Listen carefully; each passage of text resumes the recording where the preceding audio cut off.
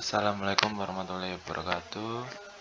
Perkenalkan, nama saya Muhammad Rafi Sardana. NIM saya 200511404098. Di sini saya berasal dari Universitas Negeri Surabaya, Fakultas Teknik, jurusan Teknik Informatika, Prodi Sistem Informasi, kelas 2020B. Di sini saya akan menjelaskan model infrastruktur jaringan. Oke. Sebelum itu, kita pembahasan pengertiannya terlebih dahulu. Jaringan komputer. Jaringan komputer adalah sebuah kumpulan komputer atau peralatan lainnya yang terhubung dari satu ke sama lain.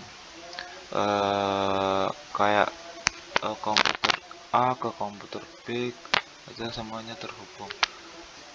Jaringan komputer hubungan terbaik jumlah komputer autonomis atau autonom atau mandiri.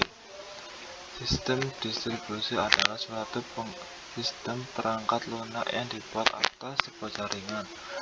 Perangkat lunak lah yang menentukan tingkat keterpaduan dan transferasi suatu sistem jaringan. Perbedaan kedua terletak pada perangkat lunak, khususnya sistem informasi.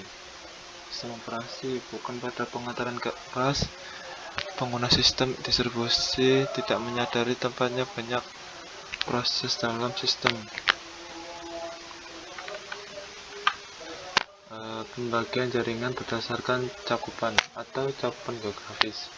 Personal area network, contohnya itu indra yang bentuknya personal gitu. LAN, local area network, biasanya API komputer susun sebagai kelas. Lab komputer yang mencakup satu kelas gitu, satu area lah. Metropolitan area network, jaringan satu wilayah seperti kayak jaringan Surabaya, mungkin Jawa Timur. Wide area network, jaringan telah mendunia atau ya, ini jaringan yang sudah mendunia atau sudah cukup. Topologi bus. Kelebihan topologis adalah biaya instalasi dan biaya dibilang sangat murah karena hanya menggunakan sedikit kabel. Kedua, penambahan klien atau workstation baru dapat dilakukan dengan mudah. Ketiga, yaitu topologi yang sangat sederhana dan mudah diaplikasikan. Tapi topologis juga ada kekurangannya, yaitu jika salah satu kabel pada topologi jaringan putus atau bermasalah, tersebut akan mengganggu workstation lainnya. Yang kedua yaitu proses sending atau mengirim, receive atau menerima data kurang efisien. Biasanya sering terjadi tabrakan data pada ketiga topologi sangat jadul dan sulit dikembangkan. Yang selanjutnya adalah topologi star. Topologi star mempunyai kelebihan, yaitu apabila salah satu komputer mengalami masalah jaringan pada topologi ini tetapi berjalan dan tidak mempengaruhi komputer lainnya. Yang kedua adalah bersifat fleksibel. Tiga, tingkat keamanan bisa dibilang cukup baik daripada topologi bus. Keempat adalah kemudahan deteksi masalah, cukup mudah jika terjadi kerusakan pada jaringan. Topologi star juga mempunyai kekurangan juga. Yang pertama, jika switch atau hubungan yang notabene sebagai titik pusat mengalami masalah, maka seluruh komputer yang terhubung pada topologi ini juga mengalami masalah. Yang kedua adalah cukup membutuhkannya banyak kabel, jadi biaya yang dikeluarkan cukup dibilang mahal karena kabel yang dibutuhkan cukup banyak. Jaringan ini tergantung pada terminal pusat. Topologi ring. Kelebihan topologi ring memiliki performa yang lebih baik daripada topologi glass, mudah diimplementasikan, konfigurasi ulang dan instalasi perangkat baru bisa dibilang cukup mudah, biaya instalasi cukup murah. Kekurangannya juga ada, tentunya kinerja komunitas dan topologi ini dibilang dari jumlah atau banyak titik atau node. Troubleshooting bisa dibilang cukup rumit. Jika salah satu koneksi putus, maka koneksi lain juga putus.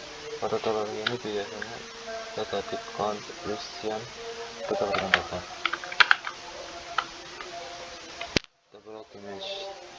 Kelebihan Google Image adalah fungsi datanya digunakan yang sangat banyak. Jadi tidak perlu khawatir akan adanya tabrakan data collision. Besar bandwidth yang cukup lebar. Terus keamanan pada topologi ini bisa dibilang sangat baik. Kekurangannya juga ada.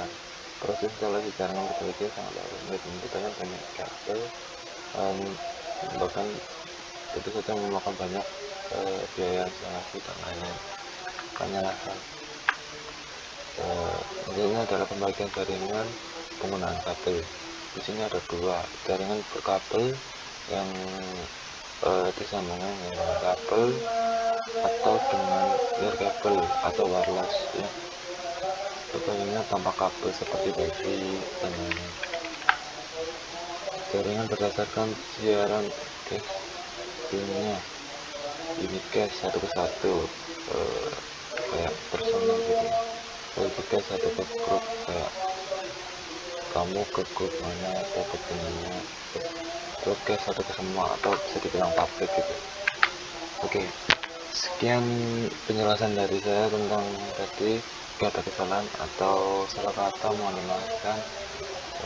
Sekian dari saya. Wassalamualaikum warahmatullahi wabarakatuh.